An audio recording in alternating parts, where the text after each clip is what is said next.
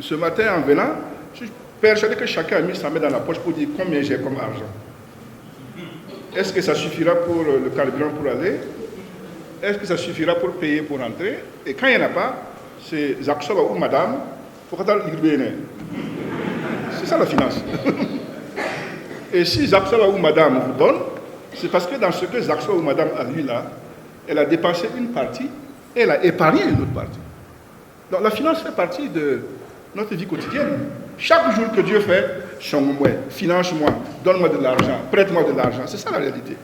Mais comme nous sommes, c'est vrai, des chrétiens, il faut aussi qu'on se dise que si nos fidèles sont pris à la gorge par les problèmes financiers, et Dieu seul sait si aujourd'hui les salaires ne permettent pas d'atteindre la fin du mois, s'ils sont pris à la gorge par les problèmes quotidiens, bon, ils vont venir à l'église là, mais pendant qu'on récite le Pater Noster là, lui il pense ailleurs. Et histoire de dire heureux les pauvres là, ça ne marche pas. Hein? C'est un des aspects sur lesquels il faut qu'on revienne, puisque c'est une des phrases de l'église catholique ou des chrétiens qui pose problème en matière de finances. Donc, à ce que vous avez dit brillamment, je pense que, et on le fait déjà à travers la Codec, mais il faut aller au-delà. Il faut qu'on aille à un niveau supérieur pour que nos fidèles, mais pas juste parce que la finance chrétienne n'est pas réservée aux chrétiens, que les fidèles et d'autres personnes puissent quand même avoir un système dans lequel qu'ils peuvent solliciter, voilà, pour faire de l'investissement, préparer leur retraite, et avoir quand même un peu l'esprit libre, s'occuper de leurs enfants. Moi, je dis souvent qu'on n'a pas besoin de faire de grands discours pour définir la finance, puisque les gens aiment souvent faire des théories, il faut démystifier tout ça. Il n'y a rien de plus simple. Et je prenais l'exemple d'une femme qui décide de faire du samsa. Une femme fait du samsa. La première des choses qu'elle fait, elle met dans sa tête les besoins qu'elle a. Elle dit, il faut une marmite, il faut du bois, il faut du haricot, il faut de l'huile. Bon. Et puis il y a beaucoup d'autres choses. Et elle évalue ça. Elle fait de la finance déjà. Maintenant, quand elle évalue le montant là, il y a deux hypothèses. Soit elle a de l'argent qui est resté et elle le met dedans, donc elle a épargné et elle investit. Soit elle n'a pas, il faut qu'elle aille voir quelqu'un pour l'aider. Et le premier qu'on va voir, c'est le chef de famille, en disant, Jacques Soba, moi je vais faire du samsa, est-ce que tu peux? La première question qu'il va poser, hey, Nanda, hein? C'est la première question qu'il va poser. Ton histoire, on va acheter. Hein? Parce que donc, c'est quoi la question du risque? Il n'a pas envie de donner son argent, et puis on n'achète pas le samsa là, et il a perdu. La question de la gestion du risque, c'est la finance. Imaginez que le chef de famille n'est pas, elle peut aller à la Codec pour dire, bon, j'ai vraiment un projet de faire le samsa, je veux qu'on m'avance de l'argent. Mais s'il n'y a pas une Codec là, elle peut aller chez le Dagui ou le commerçant du village pour dire, bon, vraiment, moi je veux faire une activité de samsa, est-ce que tu peux m'aider? Et lui, il peut dire, ah, moi je peux te donner ces 25 000 francs, tu me rembourses dans 2-3 mois, mais tu me rembourses 50 000 francs. Il a mis ce qu'on appelle un taux d'intérêt, et c'est même exagéré, c'est l'usure ça. Et s'il y a plusieurs lagis ou commerçants qui font ça, elle va aller chez 2 ou 3, et celui qui donne les conditions les meilleures là, c'est là qu'elle prend son argent pour investir et puis donc faire son activité. Quand elle va vendre son samsa là, il y a une recette, non? Bon, elle va dire, il faut que je gère ça sérieusement, il faut que j'enlève une partie pour acheter encore le haricot là pour le prochain samsa. Que j'enlève une partie, bon, comme il y a les besoins de la famille, des enfants, je mets ça, bon, je vais mettre tant. Cet arbitrage-là, c'est de la finance. Donc tout ce que j'ai décrit là, c'est ça la finance. On n'a pas besoin de grandes théories. C'est ces actes de tous les jours-là qui ont trait à la gestion de l'argent, à son acquisition, à son investissement, etc. etc. C'est ça la finance. Étymologiquement, le mot finance vient du mot finis.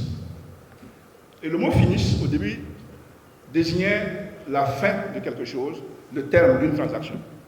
C'est-à-dire que on s'est entendu pour faire du business, tu as payé, finish. C'est ça la finance. C'est quand tu as payé là, on n'a plus de problème de là, qu'on fait la finance. Et puis donc après, le terme a évolué, notamment dans le français du XIIIe siècle, pour dire que c'est finir une transaction, donc payer.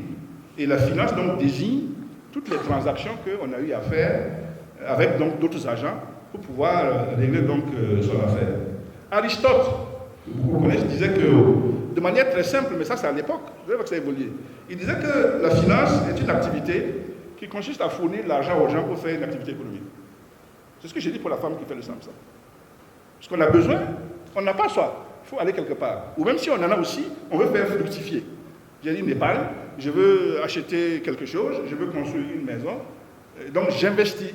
Donc c'est tout ça qui fait la finance. Donc on peut dire que la finance, c'est l'ensemble des activités qui rendent possible et qui organisent l'obtention dans les meilleures conditions de l'argent. Alors je dis argent, mais vous savez, dans la finance on ne parle plus d'argent parce qu'on dit capitaux. Parce qu'il n'y a pas que l'argent, il y a d'autres trucs sophistiqués. Mais on va faire très simple. L'argent, donc, dont ont besoin les agents économiques pour financer donc leurs activités ou pour fructifier donc leur épargne. C'est-à-dire que la finance, en tant que système, a pour fonction de mobiliser l'argent sur ceux qui en ont, pour le donner à ceux qui n'en ont pas pour faire les activités. Quand on va à la banque, vous tous nous, on dit au banquier, bon, je vais prendre un prêt. Est-ce qu'on se pose la question de savoir l'argent vient d'où? Le banquier ne fabrique pas l'argent. C'est les dépôts de la clientèle. C'est ça qu'il prend pour nous donner. Donc, c'est-à-dire que lui, en tant que banquier, il est à un endroit où il récupère les dépôts de la clientèle. Ce que chacun a ouvert un compte là et a mis de l'argent dedans. Et c'est ça qu'il utilise. Donc, vous comprenez le banquier quand vous dites, attention, parce que vous savez, ton prêt là, moi, je ne peux pas aller au-delà parce que ce n'est pas mon argent. Mais les gens ne comprennent pas ça. On dit, non, la banque a l'argent. Non, la banque ne fabrique pas l'argent. La banque fait l'intermédiation financière et permet donc de faire en sorte que ces opérations-là puissent avoir lieu. Et bien entendu, ces opérations-là, au fur et à mesure que l'on va, se complexifient. On dit en général qu'on peut définir 3 catégories donc, de finances. La finance publique, ça c'est l'État. L'État, qu'est-ce qu'il fait? Il nous frappe avec des taxes et des impôts. Il prend et il donne son ministre des Finances pour gérer. Et avec ça, on fait des investissements. On investit pour que l'avenir du pays avance. Et c'est peut-être l'État ou les collectivités locales, par exemple les mairies. Le deuxième, c'est la finance privée. Ça, c'est vous et nous. Chacun d'entre nous est en train de gérer ses finances privées. Tous les jours, là, tu regardes sur le compte, là, ça, est-ce que je vais atteindre la fin du mois? Est-ce que je vais investir? Ça, c'est privé. Je veux un patrimoine. Je vais investir. Je vais épargner. Ça, c'est privé. Et donc, on fait en sorte qu'on puisse gérer ça sérieusement. Et puis, il y a la finance d'entreprise ou d'organisation. Quand nous avons le CEPAFAR, qui est le financier du CEPAFAR, là, comment on l'appelle? Il y a un financier au CEPAFAR. C'est celui qui gère l'argent. Et dans une entreprise, par exemple, bon, il y a quelqu'un qui est chargé de la gestion financière. C'est lui qui doit s'assurer qu'on gère ça sérieusement. Si l'argent rentre, quand tu sais qu'il y a des dépenses et tu prends ça, tu fais une dépense inconsidérée, ça va vous pincer après. Donc l'intelligence avec laquelle tu essaies de gérer ça là, pour que ça aille mieux là, c'est la finance, c'est les techniques de finance que tu utilises. Vous comprenez donc dans ce que je dis que la finance c'est un système global. Et au fur et à mesure que les années passent là, ça a pris une dimension mondiale. Et dans ce système, on a des activités, on a des techniques, on a des acteurs, et puis on a des lieux où se déroulent les transactions. L'activité, par exemple, investissement de l'épargne. Est-ce que la SBIF est là? Parce que Alexis Nouveau m'a dit que quelqu'un vient. Voilà.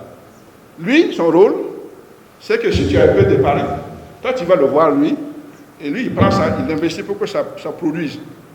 Par exemple, il achète des actions sur Natel ou Onatel à la bourse de valeur de, comment dirais-je, d'Abidjan. Et quand tu as investi là-haut, tu n'as pas pu faire ton argent. Chaque année, il y a un dividende qu'on te paie et donc ça monte. Donc il y a la question de l'épargne et de l'investissement. Il y a le prêt et les emprunts des individus. Tout le monde est endetté. Dans les banques, en tout cas quand on a fait sa carrière de fonctionnaire, tout le monde à un moment donné a dû aller à la banque. Tu veux construire, tu vas à la banque. Tu vas acheter une voiture, tu vas à la banque. Puisque tu n'as pas ça toi-même. Et donc ça, c'est les activités donc, de la finance. Il y a les prêts et les emprunts qui impliquent les entreprises. Tu crées une entreprise, il faut aller s'endetter pour qu'on puisse financer les activités. J'ai une entreprise, je veux développer, je veux que l'activité devienne plus grande.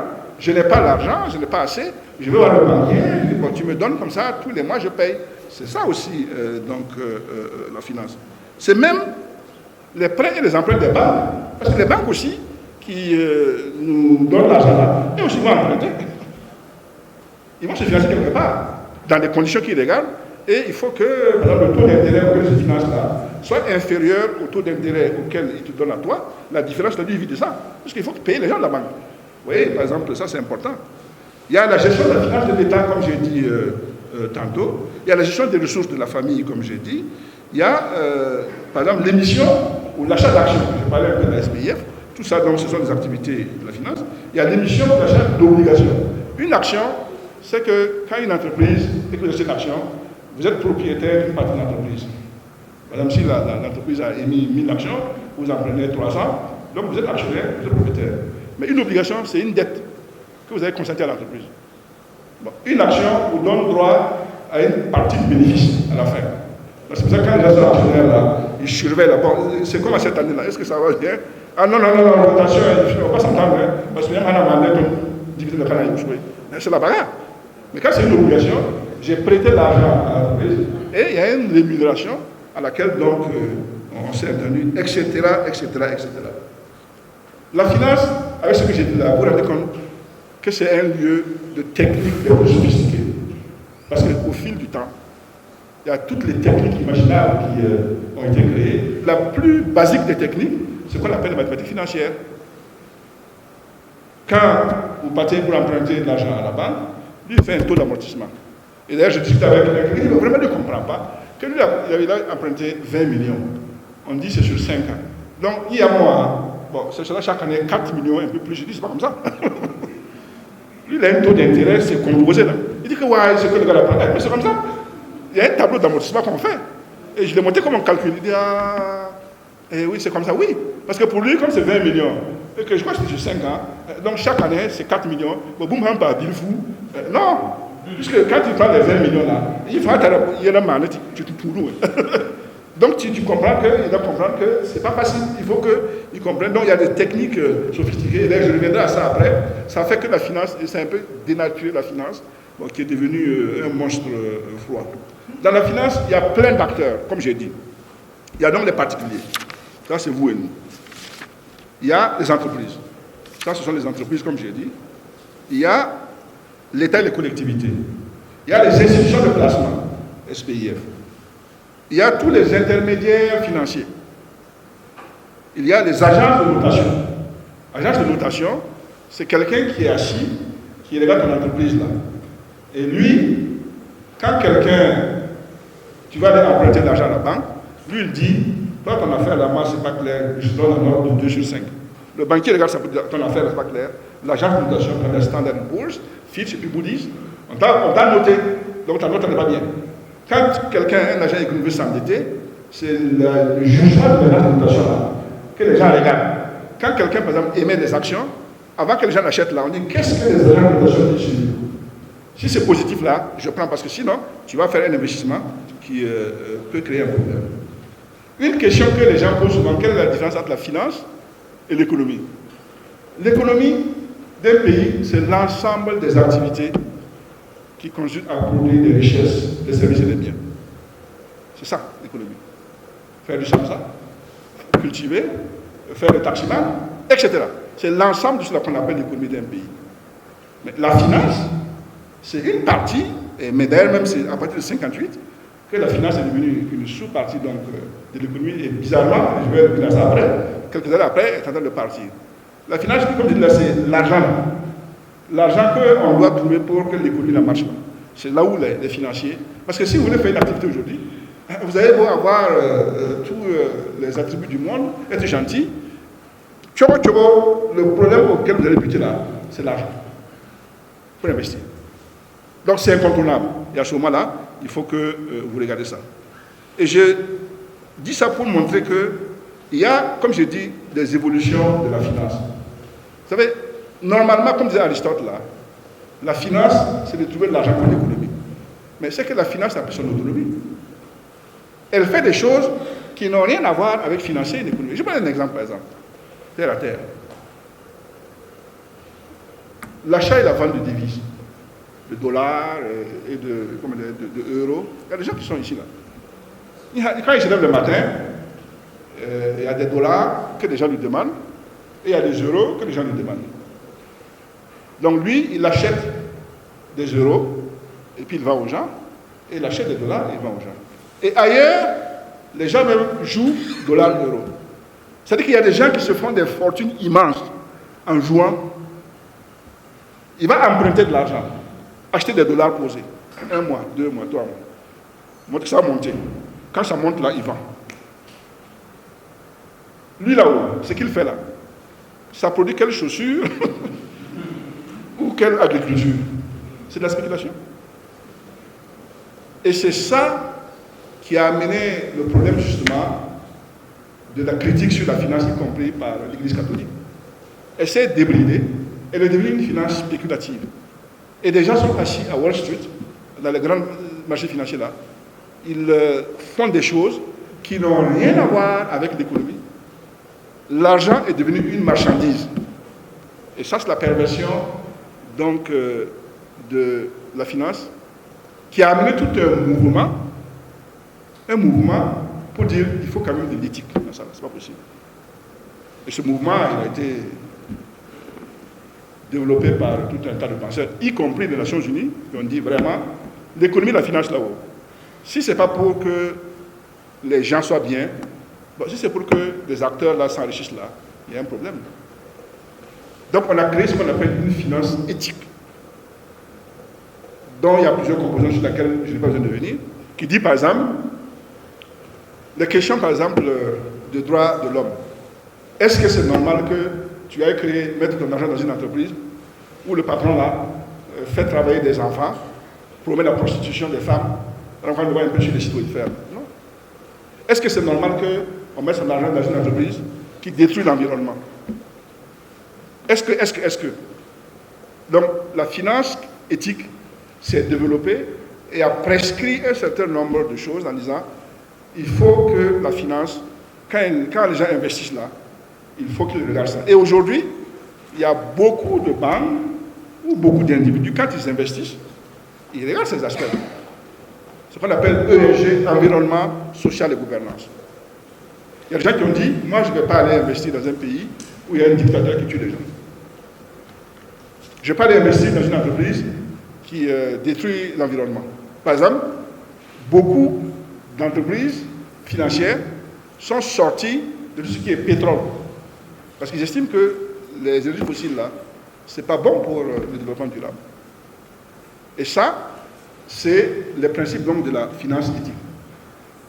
Voilà. Il se trouve que, et je finis par là, quand on dit finance chrétienne, en fait, il y a un problème. Il n'y a pas de finance chrétienne. Non. Il n'y a pas de finance chrétienne. Parce que dire qu'il y a une finance chrétienne, ça veut dire qu'il y a une finance qui se base entièrement sur les préceptes de la chrétienté. Il y a des principes chrétiens que l'Église demande aux financiers de respecter. Manshuram Bonam, qui est le dernier document créé à l'époque, l'a dit, voici les critères. Mais comme a dit le pape, lui n'a pas de solution technique. Il n'a pas de solution technique.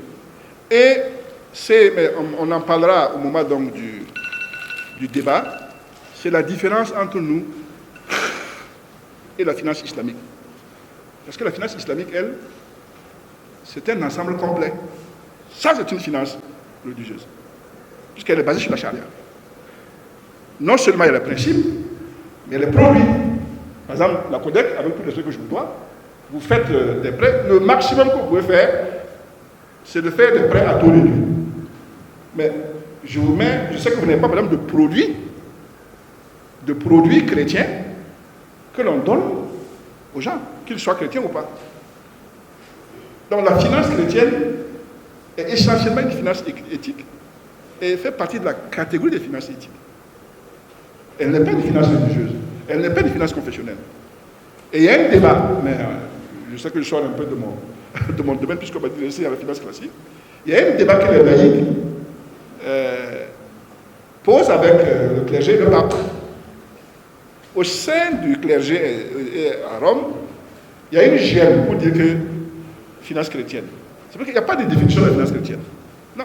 Il y a des principes. On dit par exemple, je prends un exemple, Est-ce qu'un catholique qui vient à la messe tous les dimanches, qui récite le Pater Noster avec des airs importants et qui communie, est-ce que c'est normal qu'il prenne l'argent pour des maisons de passe? D'après vous, maison de passe? Non? Est-ce que c'est normal? Donc quand on a dit ça, par exemple, c'est un principe que la finance chrétienne refuse. Tu ne peux pas dire que tu es chrétien ou catholique, par exemple, et puis aller prendre ton épargne, ouvrir des maisons de passe pour que les gens viennent faire des adultères là-bas. Ça, c'est un exemple terre à terre sur les principes.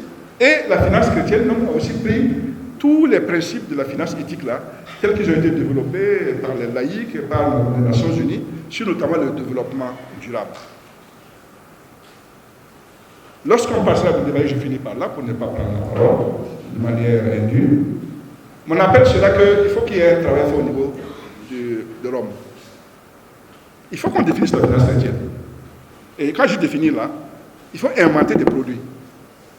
Par exemple, la finance islamique a inventé le salam. Le salam, c'est ce qu'on appelle une vente à découvert. C'est-à-dire que dans la finance, dans la charia, on dit que la finance islamique là autorise quelqu'un à vendre une récolte qu'il n'a pas encore, à embaucher l'argent aujourd'hui et à lever la récolte là après. Ça, c'est un produit que la finance, par exemple, islamique. Mais nous, on n'a pas des choses comme ça. Donc, c'est ce shift-là qu'il faudrait le moment venu qu'on puisse organiser. Donc, ça veut dire qu'en fait, notre finance chrétienne, là, et je termine par là, c'est une variante de la finance éthique. Elle n'a pas de personnalité propre. Or, il faut qu'elle ait une personnalité propre. Si on veut qu'elle joue le rôle que nous voulons tous lui faire jouer pour le bénéfice, non pas des chrétiens, mais de l'ensemble de l'humanité. Je vous remercie.